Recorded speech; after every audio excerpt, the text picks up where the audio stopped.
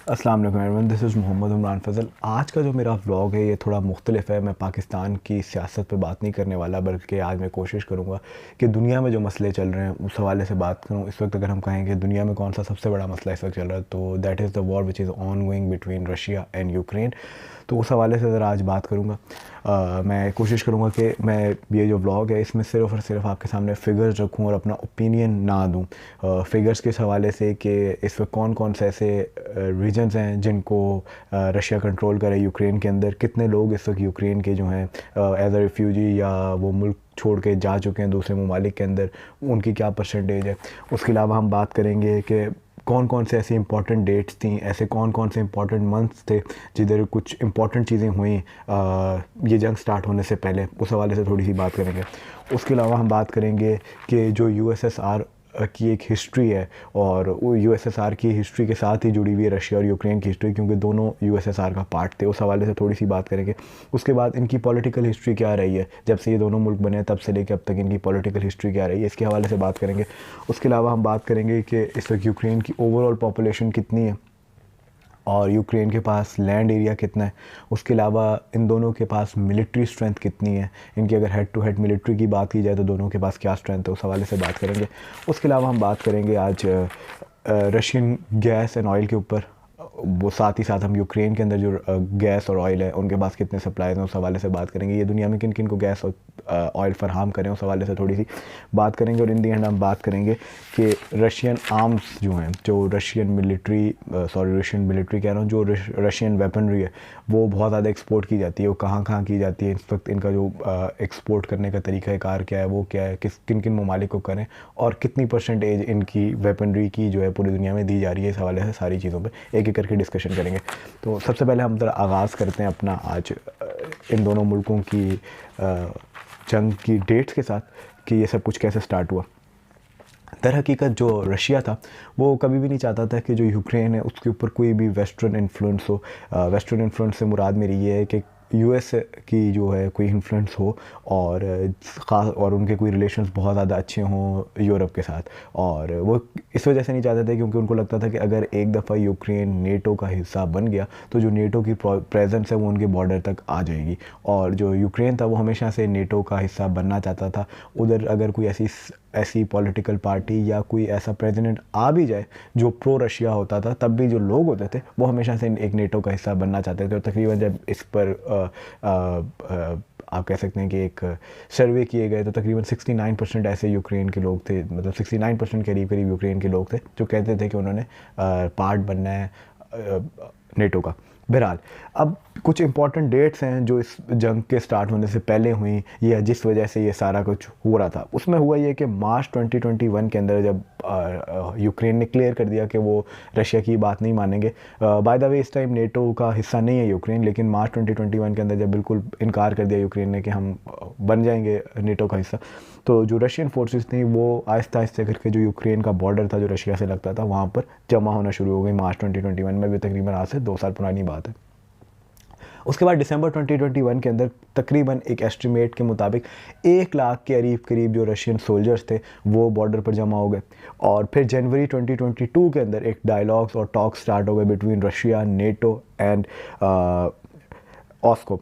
और in talks में बात की गई कि किस तरीके से इस मसले को हल किया जा सकता है। ये जिनीवा में टॉक्स हुए, कुछ अर्सा चले भी सही, लेकिन उसके बाद ये बिल्कुल फेल हो गए और इसका कोई आप कह सकते हैं नतीजा नहीं निकला। और फिर 24 फरवरी का वो दिन आया जिस दिन रशिया ने यूक्रेन के अंदर अटैक कर दिया। ये डेट याद रखिएगा क्योंकि ये वही डेट थी जिस वक्त इमरान अहमद ख़ान न्याज़ी जो former prime minister of Pakistan है वो भी रशिया में मौजूद थे। और बहुत सारे लोगों का कहना है, मानना है कि ये एक बाद में जाके रीज़न बनता है उनके डाउनफॉल का या उनकी छुट्टी होने का प्राइम मिनिस्टर की कुर्सी से। बहरहाल, अब हम ज़रा ये देख लेते हैं कि इसमें कौन कौन से यूक्रेन के ऐसे रीजन्स हैं जिन पर रशियन फोर्सेस की प्रेजेंस है या रशिया जिनको बेसिकली कंट्रोल कर रहा है। जैसे इसमें क्रीमिया है जिसमें डॉनबास का एक रीजन आता है। उसके अलावा इसमें ये मैंने बड़ी कोशिश की कि इसको मैं प्रोनाउंस कर लूँ सही तरह से, लेकिन मुझे नहीं समझ आ रही थी वो अपनी लैंग्वेज में इसको किस तरीके से प्रोनाउंस करते हैं, तो मैं स्पेलिंग बता रहा हूँ, विच इज़ LUHANSK एक, और दूसरा है DONETSK BTS ये और रीजन्स हैं जिधर रशियन आर्मी है, रशियन मिलिट्री है, और ये बेसिकली रशियन कंट्रोल के अंदर हैं। अब ज़रा बात कर लेते हैं कि कितने लोग इस वक्त तक जो है वो यूक्रेन को खैर बात कह चुके हैं और यूक्रेन को छोड़ के जा चुके हैं। एक UN की रिपोर्ट के मुताबिक इस वक्त 17.1 मिलियन पीपल जो हैं यूक्रेन के, वो जा चुके हैं यूक्रेन से। तकरीबन ये कोई 1 करोड़ 70 लाख के करीब लोग बनते हैं। अब ये मुख्तलिफ़ ममालिक में गए हैं, और लोग नहीं हैं, ये ख़वातीन और बच्चे हैं। मैं ये भी क्लियर कर दूं कि जो ज़्यादातर मर्द हज़रात हैं जो 18 साल से 60 साल के दरमियान, उन्हें कहा गया कि आपने मुल्क छोड़ के नहीं जाना, और आपने ये जो इस वक्त जंग जारी है उसके अंदर हिस्सा लेना है, यूक्रेन की तरफ से आपने लड़ना है। तो ज़्यादातर जो लोग मुल्क छोड़ के गए हैं उसमें ख़वातीन शामिल हैं और छोटे बच्चे शामिल हैं।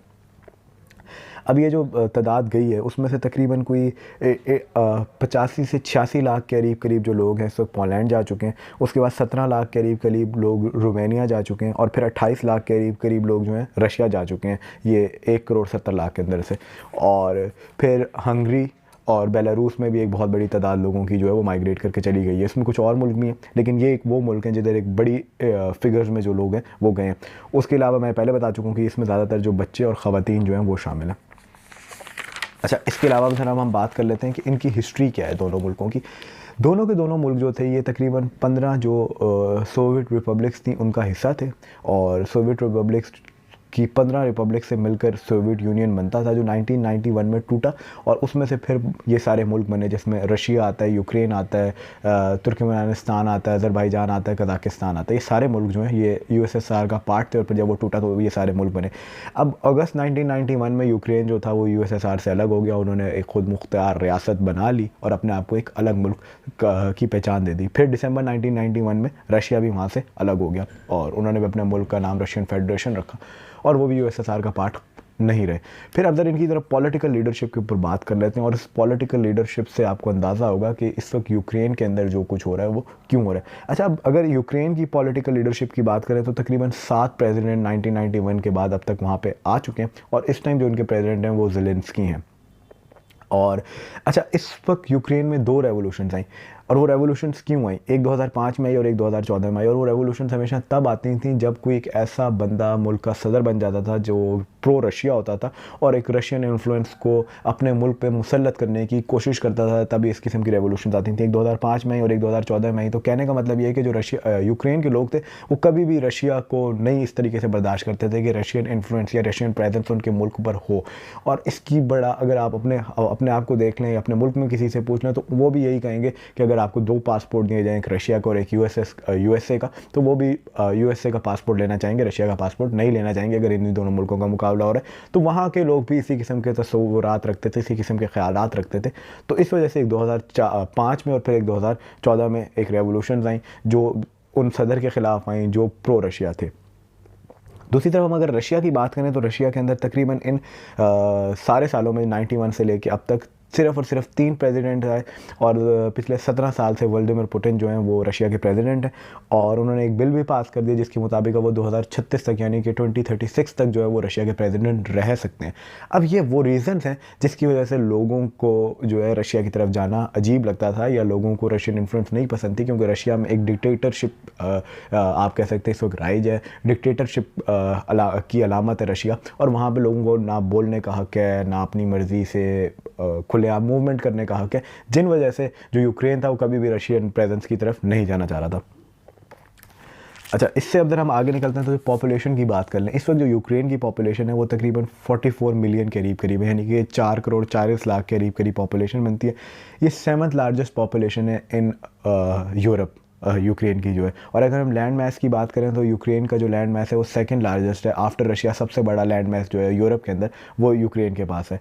अच्छा, अब ये मैंने आपको बता दिया कि जो नेटो ज्वाइन करने का जो रीज़न था यूक्रेन का वो इसी तरीके से था कि रशियन इन्फ्लुएंस या रशियन मिलिट्री जो है उनके मुल्क में अगर दाखिल होती भी है तो उनको कोई प्रोटेक्ट करने के लिए हो। दूसरी तरफ रशिया इस चीज़ को इसलिए रोकना चाह रहा था क्योंकि रशिया को लगता था कि अगर उनके बॉर्डर पर अगर नेटो आ जाता है तो उनके लिए बहुत ज़्यादा मसले मसाइल जो हैं वो सामने आ सकते हैं।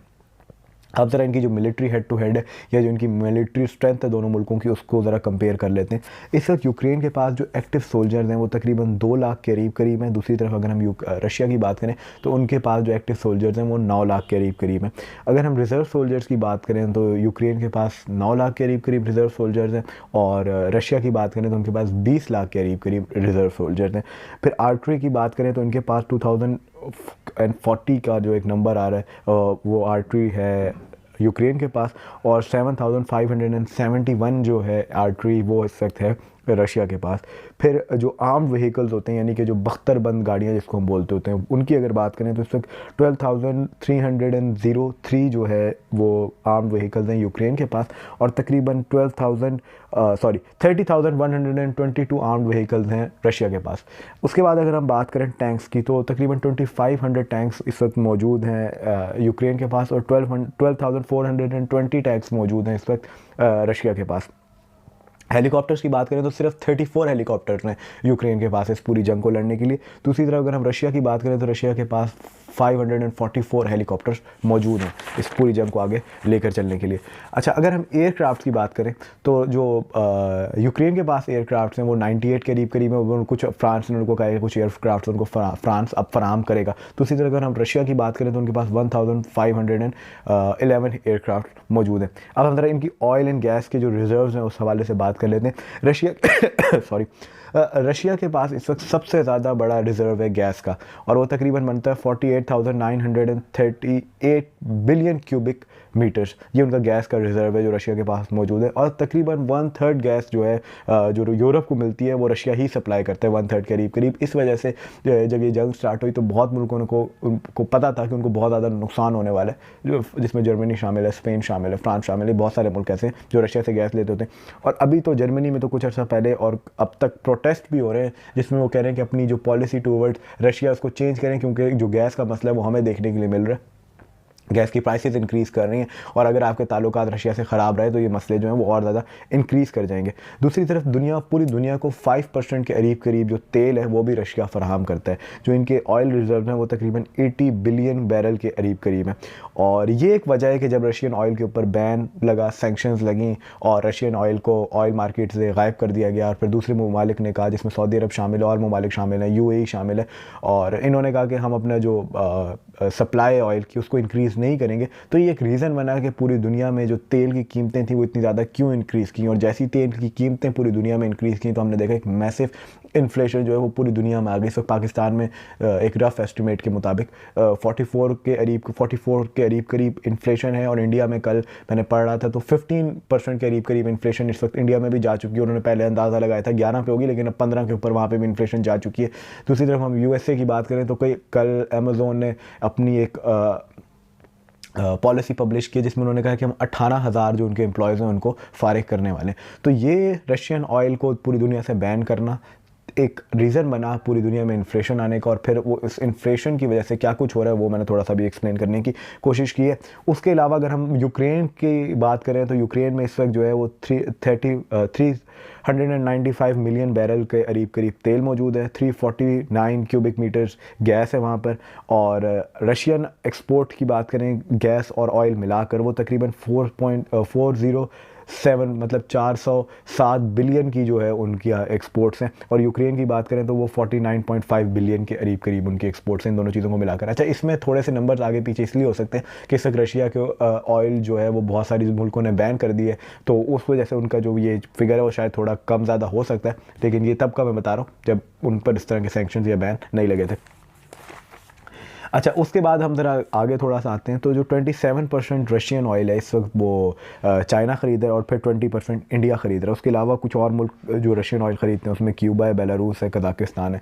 मैं एक और वीडियो बड़ी बना चुका हूँ जिसमें मैंने ये बताया कि किस तरीके से पाकिस्तान अगर रशियन ऑयल ख़रीद भी लेता है तो हमें उसको प्रोसेस करने में क्या क्या मसाइल पेश आएंगे, या अगर हम उसको ख़रीदने जाते हैं तो हमें क्या क्या मसाइल पेश आएंगे। मैं उस पर एक वीडियो अलग से बना चुका हूँ। अच्छा, दुनिया में कौन से ऐसे 5 मुल्क हैं जो सबसे ज़्यादा तेल फराहम करते हैं? उनमें सऊदी अरब है, रशिया है, इराक है, कनाडा है, USA है। ये 5 मुल्क सबसे बड़े एक्सपोर्टर्स हैं ऑयल के। अब लास्टली मैंने जैसे पहले आपको बताया था, मैं रशियन वेपनरी के ऊपर भी बात करूंगा और यहीं पे मैं अपने जो व्लॉग है उसको अख्ताम की तरफ लेके जाऊंगा। रशिया जो है उस दुनिया में सेकंड सबसे बड़ा एक्सपोर्टर है वेपनरी का, और 2016 से लेकर 2020 तक तकरीबन 20% जो दुनिया को वेपनरी सप्लाई की वो रशिया ने की। यूएसए के बाद सबसे बड़ा एक्सपोर्टर जो है वो रशिया है, और रशिया अपनी 90% वेपनरी जो है वो सिर्फ 10 मुल्कों को देता है, जिसमें से 23% जो है वो इंडिया ख़रीदता है। जो इंडिया ने रशिया से वेपनरी ख़रीदी वो 23% तो थी, लेकिन उसको पैसे कितने दिए गए रशिया को, वो थे 6.5 बिलियन करीब करीब जो पैसे थे वो इंडिया ने दिए रशिया से वो वेपनरी ख़रीदने के लिए। फिर चाइना जो है वो सेकंड लार्जेस्ट बायर है, इंडिया के बाद सबसे ज़्यादा जो वेपनरी ख़रीदता है रशिया से वो चाइना है। फिर कुछ और मुल्क भी ख़रीदते हैं, उसमें अल्जीरिया शामिल है, इजिप्ट शामिल है, वियतनाम शामिल है। बहरहाल आज का व्लॉग बनाने का मकसद ये था कि ये बताया जा सके कि जो रशियन ऑयल एंड गैस है वो किस तरीके से पूरी दुनिया को इस टाइम पे नुकसान पहुंचा रहा है। जब उन पर बैन और उन पर सेक्शंस लगते हैं तो किस तरीके से पूरी दुनिया में जो आप चीज़ों के प्राइसेस देख रहे हैं वो क्यों बढ़ी हैं, उसकी असल वजूहत क्या थी। उसकी असल वजूहत यही थी कि जब उन पर बैन लगे उनका तेल बंद हो गया, बाकी मुल्कों ने कहा हम तेल की सप्लाई इंक्रीज़ नहीं करेंगे, और फिर तेल तकरीबन $124 पर बैरल पर गया और अभी भी 86-85 पे फिर रहे। तो ये सारे रीज़न्स बन गए पूरी दुनिया के अंदर जो मसले मसाइल इस वक्त हमें नज़र आ रहे हैं उसके। बहरहाल आज का मुझे लग रहा है ये व्लॉग वैसे भी काफ़ी बड़ा हो चुका है, तो इसको अभी यहीं पे एंड करेंगे। मुझे इजाज़त दीजिए, अल्लाह हाफ़िज़।